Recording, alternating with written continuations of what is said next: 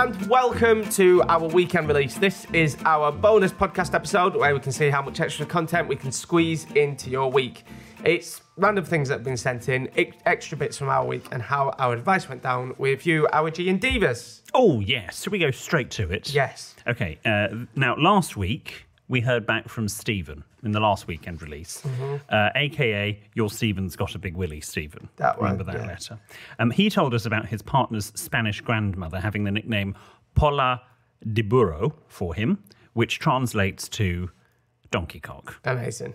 So we asked if you had any funny nicknames bestowed upon you.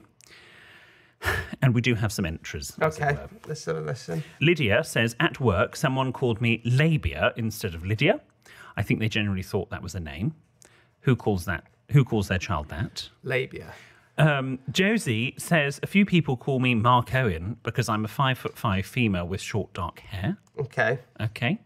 Did you see him at the Jubilee? Not the Jubilee, the Coronation concert. Yeah. Yeah, it's very long hair. Yeah. Annie says, my name is Annie Crean, so my nickname was Fanny Cream. George says, my full name is George Mugg, so they just call me Mugg. Even my teachers call me Mugg. That's nice. Julie, I'm mildly epileptic, so people call me Vibrator. I find it hilarious. Well, Julie, as long as you laugh. Emma, since I was young, my dad has always called me Hemorrhoids. It wasn't until I was 12 until I realised what it meant. My dad is very proud of that one. Hemorrhoids. Well, that's lovely.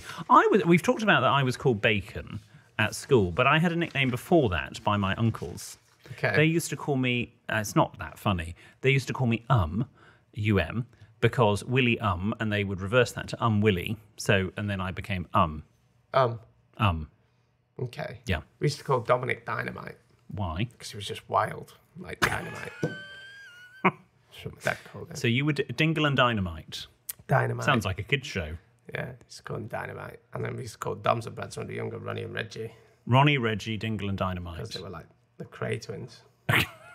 In what way? Just always scrapping and Okay. fighting at school and that. Nice. Lovely lads now. Yeah, lovely. Yeah, very nice. This is from Rachel. Dear William, Jordan, Ben and Diego, I was listening to your podcast on Tuesday evening on my drive back from the gym and was so upset listening to you read out Kayla's letter about wedding and bridesmaid anxieties.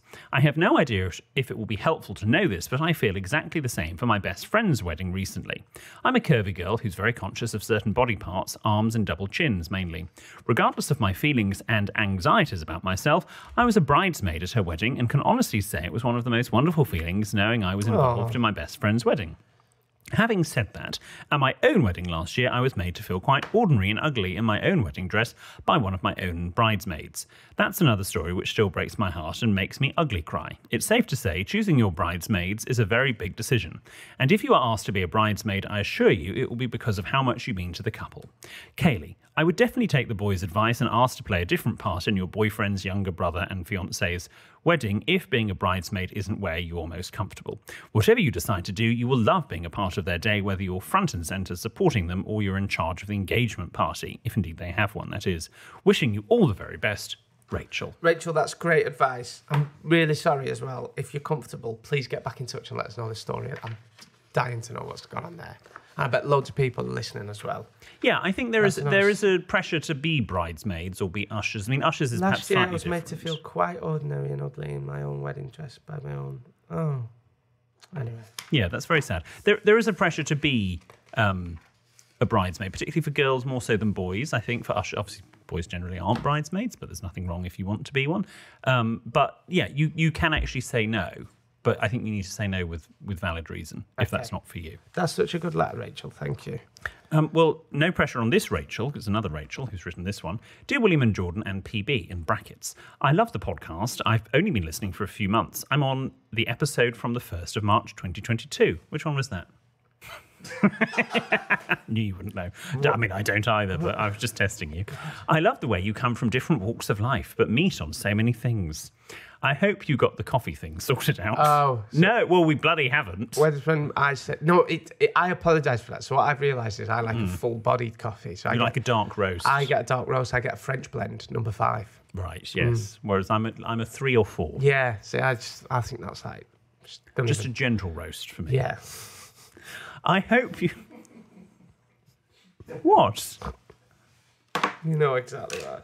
I hope you got the coffee thing sorted out, but I wanted to put my tuppence worth in anyway. Jordan, I had a physical reaction of rage when you told William to just buy ground coffee. You can't get better than a freshly ground, recently roasted bean. Lucky bean. Perhaps you'd prefer a stronger taste, Jordan, but William's coffee style is superior. Thank you. I'm a fan of the AeroPress myself. No, the bean. Do you get the beans? Well, that is where coffee comes from. Yeah, I know, but you grind the beans? Yes, every morning. Really? I'm from Aberdeen, but live in Italy now. Funnily enough, I don't rate Italian coffee as highly as other coffee.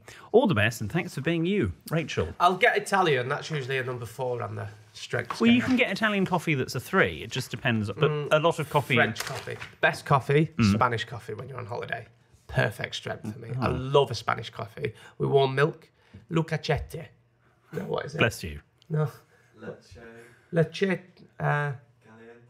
I know how to say warm milk in Spanish. Look at warm milk. Warm milk. Do you know, I've only been to Madrid and... Oh, I've been to Barcelona. Oh, so I've been to 2 places in Spain, to be fair. But I don't know. I know France and Italy a lot better. Okay. My favourite country is Spain. Is it? Yeah, I've decided. It'd be nice for you to go to Spain more, actually. Well, I'm more than willing to try different places. It's my favourite country. I've always wanted to do... Where's another place in Spain? What's the other big city?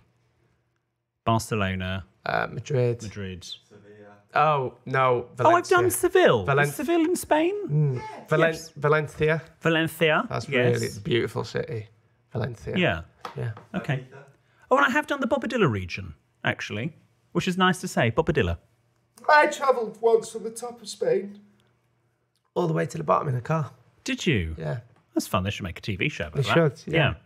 This is from Jasmine. Dear Jordan, William, EPB and Diego, I've just been listening to this week's bonus episode where Stephen emailed in regarding his appendage.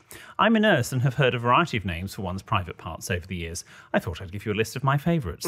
For the female parts, Threatmabit, Tuppence, and Mary. Tuppence. Okay. Yeah. Male parts, Tackle, Oh, tackle, yeah. Tail, Yeah. and my personal favourite from a colleague, Corey. Corey. Oh. Okay. Thank you for always managing to make me smile. Jasmine. I'm a Widgie man myself. Okay. That's what we called it. A Widgie. What about you?